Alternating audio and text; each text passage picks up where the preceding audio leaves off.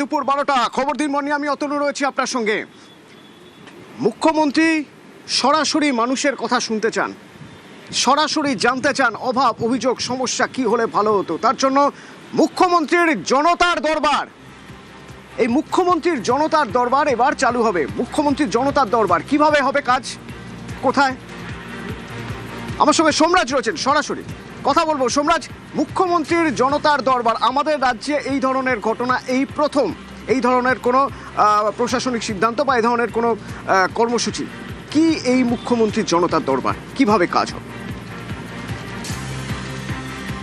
দেখো, যেটা রাজ্য প্রশাসনের শীর্ষ স্তর সূত্রে জানা যাচ্ছে যে এই জনতার দরবার এবার মুখ্যমন্ত্রী শুভেন্দু অধিকারী শুরু করতে চলেছেন।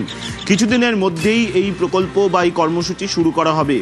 সপ্তাহে 2 দিন এই কর্মসূচি হবে এবং সপ্তাহে 2 দিন 2 ঘন্টা করে এই কর্মসূচি হবে।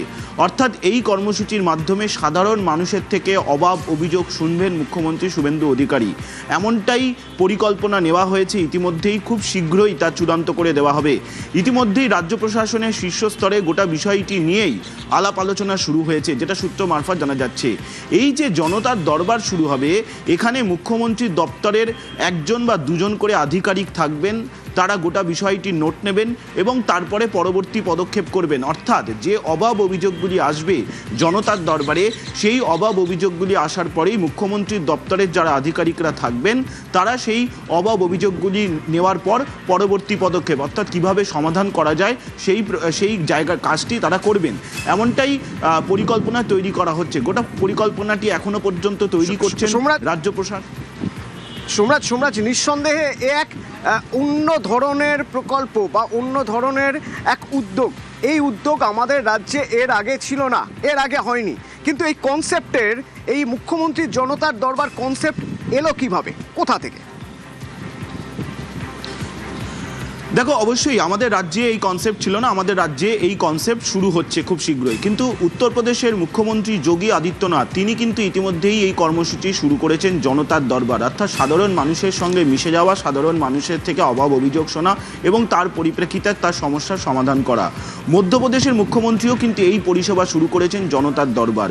উড়িষ্যার মুখ্যমন্ত্রী মোহন মাঝি তিনিও কিন্তু এই কর্মসূচি শুরু করেছেন, যদিও উড়িষ্যায় সেটা জনশুনানি নামে পরিচিত। অর্থাৎ বিজেপি শাসিত বেশ কয়েকটি রাজ্যেই কিন্তু ইতিমধ্যেই এই কর্মসূচি চলছে, যেখানে কর্মসূচির নাম কোথাও জনতার দরবার দেওয়া হয়েছে, কোথাও জনশুনানি দেওয়া হয়েছে। অর্থাৎ সাধারণ মানুষের থেকে অভাব অভিযোগ শোনা, স্বয়ং মুখ্যমন্ত্রী সেই অভাব অভিযোগ শুনবেন এবং তারপর সেই সমস্যার সমাধান তিনি করবেন। অবশ্যই আমাদের রাজ্যে এই কর্মসূচি নতুন শুরু হচ্ছে এবং কিভাবে এই কর্মসূচিকে বাস্তবায়ন করা হবে তার পরিকল্পনা তৈরি করা চলছে বলেই সূত্র মারফত জানা যাচ্ছে। খুব শীঘ্রই তা চূড়ান্ত করে দেওয়া হবে। মুখ্যমন্ত্রী শুভেন্দু অধিকারী তিনি এই জনতার দরবার কর্মসূচি শুরু করছেন বলেই সূত্র মারফত জানা যাচ্ছে।